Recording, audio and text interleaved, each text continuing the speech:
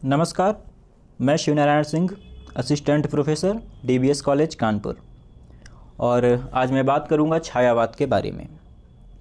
तो छायावाद हिंदी साहित्य का एक ऐसा काव्य आंदोलन है जिसकी प्रशंसा भी उसी दौर में खूब की गई और आलोचना भी।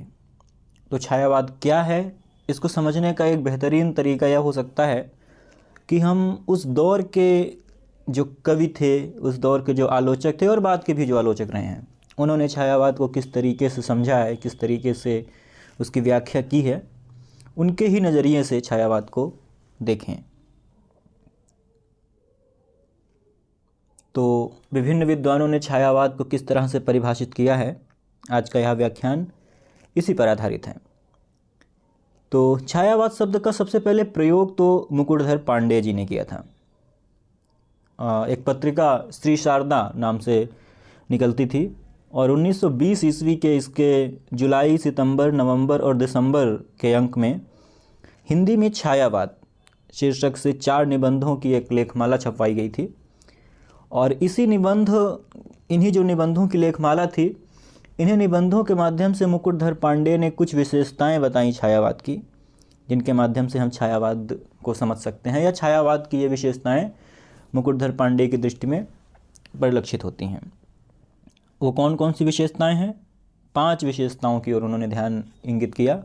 वैयक्तिकता, स्वातंत्र चेतना, शैलीगत वैशिष्ट्य, अस्पष्टता और रहस्यवादिता। तो मुकुटधर पांडे जी का मानना है कि जो ये नई किस्म की काव्यधारा चली थी द्विवेदी युग के पश्चात, उसमें एक तो अलग चीज़ जो थी द्विवेदी युग से, वह थी वैयक्तिकता। यानी ये जो कवि थे, वैयक्तिकता यानी अपने बारे में वर्णन करना, अपने निजी अनुभवों को, अपने निजी जीवन के बारे में बातें कहना, ये इस काल के कवियों की विशेषता है। और हम देख भी सकते हैं, जैसे कि निराला की कविता है, मैं शैली अपनाई, देखा दुखी एक निज भाई, दुख की छाया पड़ी हृदय पर मेरे, झट उमड़ वेदना आई। तो मैं शब्द यहाँ पर आ रहा है। या फिर एक कविता इसी तरह से प्रसाद जी की भी है कि ले चल मुझे भुलावा देकर मेरे नाविक धीरे धीरे। या फिर जो महादेवी वर्मा जी की कविता है, मैं नीर भरी दुख की बदली। तो जो ये मैं शब्द है, यही वैयक्तिकता है। और मैं शब्द, वैयक्तिकता, आत्मनिष्ठता, ये चीज़ें इस काल में विशेष रूप से परिलक्षित होती हैं। विशेष करके मुकुटधर पांडे जी ने इसको एक विशेषता के तौर पर देखा है। इसके पश्चात जो अगली विशेषता है इस दौर की, वह है स्वातंत्र चेतना। स्वातंत्र चेतना, इसको हम मुक्ति चेतना भी कह सकते हैं, कि इस काल के कवियों ने मुक्ति की बात की है, स्वतंत्रता की बात की है। स्वतंत्रता जो कि किसी भी व्यक्ति के लिए, या व्यक्ति भी क्या कहें, प्राणी के लिए एक बहुत महत्वपूर्ण बात हो सकती है, क्योंकि स्वतंत्रता हर किसी को चाहिए। और ये स्वतंत्रता देश की ही स्वतंत्रता नहीं है, बल्कि व्यक्ति के स्तर पर भी स्वतंत्रता, रूढ़ियों से स्वतंत्रता, तमाम तरह से स्वतंत्रता। और ये स्वतंत्र चेतना भी इस काल की, इस काव्यधारा की विशेष प्रवृत्तियों में से एक है। तो स्वतंत्रता या मुक्ति चेतना की दृष्टि से यह काव्य आंदोलन विशेष रूप से महत्वपूर्ण है। और निराला ने एक जगह पर लिखा भी है कि मनुष्यों की तरह कविता की भी मुक्ति होती है, और कविता की मुक्ति है छंदों के बंधन से मुक्त हो जाना। तो बंधन से मुक्ति ही इस कालखंड की एक विशेषता रही है। और कुछ कविताएं जैसे कि जागो फिर एक बार, या फिर महादेवी वर्मा की एक कविता है कि जाग तुझको दूर जाना। इसी तरह से प्रसाद जहाँ लिखते हैं कि औरों को हंसते देखो मनु हंसो और सुख पाओ, अपने सुख को विस्तृत कर लो सबको सुखी बनाओ। तो ये एक स्वतंत्रता और बंधन मुक्ति इस काल की विशेषता रही है।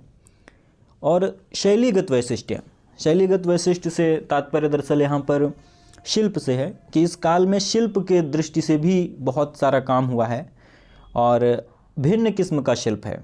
वो वही शिल्प नहीं है जो कि भारतेंदु युग और द्विवेदी युग में है, बल्कि यहाँ शिल्प के स्तर पर कुछ अलग तरह की प्रवृत्तियाँ देखी जा सकती हैं, जो कि अलग भी हैं और कहीं न कहीं नई भी हैं, और साथ ही साथ कहीं अधिक सौंदर्य से युक्त भी हैं। इस काल के जो कवियों ने शब्दों का प्रयोग किया है, वह सौंदर्य युक्त भी है, सौंदर्य से सज्जित भी है, तो ये शैलीगत वैशिष्ट्य है। और अगली विशेषता उन्होंने मानी है अस्पष्टता। तो अस्पष्टता से तात्पर्य है जो चीज़ें समझ ना आए, जो चीज़ें क्लियर नहीं कही गई हैं, स्पष्ट रूप से नहीं कही गई हैं। और इसी में अगली बात है रहस्यवादिता। तो निश्चित सी बात है कि जो अस्पष्ट है वो रहस्यवादी ही होगा, और जो रहस्यवादी है वो अस्पष्ट भी हो सकता है। तो ये दोनों चीज़ें आपस में एक दूसरे से मिली हुई भी हैं, और बहुत सारी ऐसी चीज़ें हैं जो इस काल में अस्पष्टता की ओर भी संकेत करती हैं। जैसे ले चल मुझे भुलावा देकर मेरे नाविक धीरे धीरे, कहाँ ले चलना है ये नहीं पता है, लेकिन कहीं जाने की बात कर रहा है, तो ये अस्पष्टता है। या फिर तोड़ दो या क्षितिज मैं भी देख लूँ उस ओर क्या है, ये अस्पष्टता। तो इस तरह की कविताएं इस काल में लिखी गई हैं। रहस्यवादिता की जहाँ तक बात की जाए तो ये जो रहस्यवाद है ये उस तरह का रहस्यवाद नहीं है जो कि मध्यकाल में दिखाई देता है कबीर के यहाँ। उस तरह का रहस्यवाद ना हो करके ये एक अलग तरह का रहस्यवाद है। और ये रहस्यवाद और अस्पष्टता को आप देख सकते हैं, जैसे कि जब असीम से हो जाएगा मेरी लघु सीमा का मेल, देखोगे तब देव अमरता खेलेगी मिटने का खेल। ये महादेवी वर्मा जी की कविता। तो इस तरह की रहस्यवाद है यहाँ पर, और इसीलिए बहुत सारे लोगों ने तो छायावाद को रहस्यवाद के नाम से भी अभिहित किया है और कहा कि छायावाद दरअसल रहस्यवाद ही है या रहस्यवाद ही छायावाद है। हालांकि बहुत ज़्यादा इस मत पर हम जोर नहीं दे सकते हैं, लेकिन फिर भी ऐसा कह सकते हैं कि ये जो रहस्यवाद है ये मध्यकाल से अलग किस्म का रहस्यवाद अलग जरूर है। इसमें वो जो साधनात्मक रहस्यवाद था और उस तरह की चीज़ें यहाँ पर नहीं दिखाई देती हैं, और नए युग का रहस्यवाद है तो इसकी विशेषताएं भी अलग किस्म की ही हैं। अब एक प्रश्न यह जरूर उठता है कि इस काल के कवियों को रहस्यवाद का सहारा लेने की आवश्यकता ही क्यों पड़ी। मध्यकाल में रहस्यवाद अध्यात्म का प्रदर्शन करने के लिए ठीक है उस समय चलता है, इस समय क्या आवश्यकता थी। तो दरअसल ये अगर बात किया जाए तो इसका उद्गम कोई अध्यात्म नहीं है बल्कि समाज ही है। और जब बात को स्पष्ट रूप से हम नहीं कह पाते हैं, कोई व्यक्ति नहीं कह पाता है, तब वह रहस्य का सहारा लेता है। जब उस बात को जो वो कहना चाहता है उस बात को ठीक ठीक उसी शब्दों में नहीं कह सकता है, तो वह रहस्य का सहारा ले रहा है। और ये बात इस तरह से भी हम देख सकते हैं कि जो छायावाद के 4 प्रमुख रचनाकार हैं, प्रसाद, निराला, पंत और महादेवी वर्मा, इनमें से महादेवी वर्मा की कविताओं में रहस्यवाद सबसे अधिक है।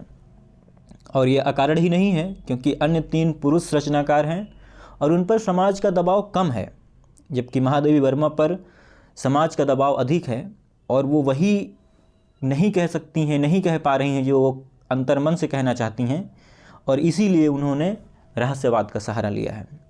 जैसे कि उनकी कविताओं में हम देख सकते हैं कि प्रिय मुझी में खो गया अब दूत को किस देश भेजूं, या फिर पर शेष नहीं होगी मेरे प्राणों की क्रीड़ा, तुमको पीड़ा में ढूंढा तुम में ढूंढूंगी पीड़ा। महादेवी वर्मा की कविताओं में ढेर सारा रहस्यवाद मिलता है। एक और उनकी कविता ऐसे ही है कि अपने इस सूनेपन की मैं हूँ रानी मतवाली, प्राणों का दीप जलाकर करती रहती दीवाली। तो ये दरअसल कुछ विशेषताएं थी जो कि मुकुटधर पांडेय ने इस ओर ध्यान आकृष्ट किया था। आगे हम बात करते हैं और कि छायावाद इसका नामकरण किसने दिया, और अगर मुकुटधर पांडेय ने दिया तो उसका प्रमाण क्या है, किस तरह से उसकी हम पुष्टि करेंगे।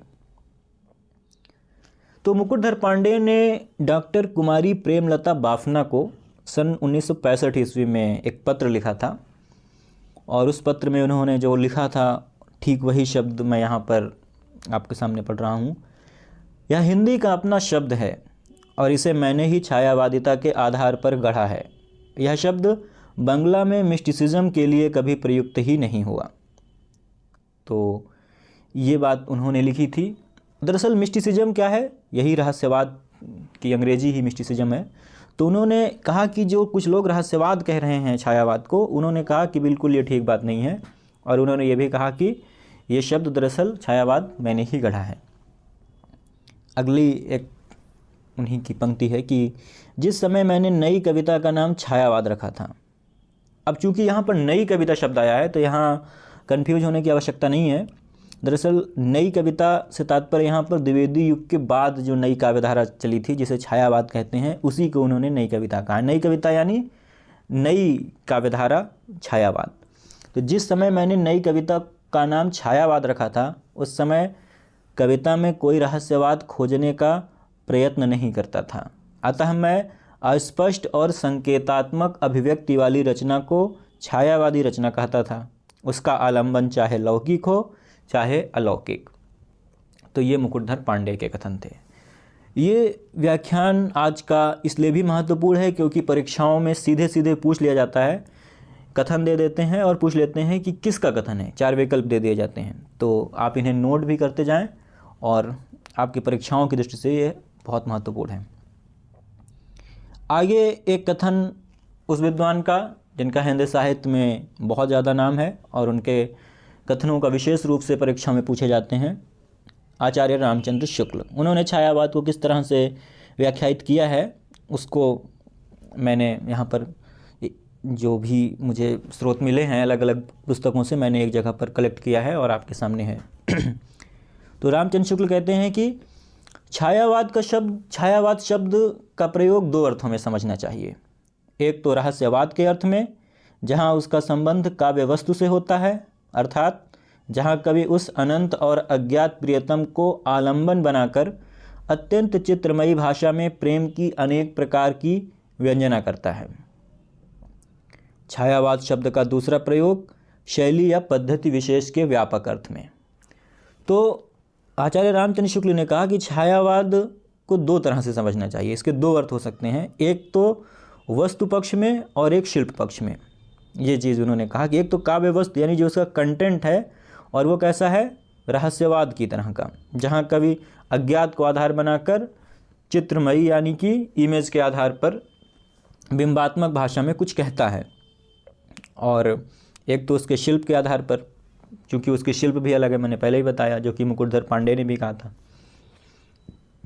उसी बात को आगे बढ़ाते हैं। हिंदी में छायावाद शब्द का जो व्यापक अर्थ रहस्यवादी रचनाओं के अतिरिक्त और प्रकार की रचनाओं के संबंध में भी ग्रहण हुआ, वह इसी प्रतीक शैली के अर्थ में।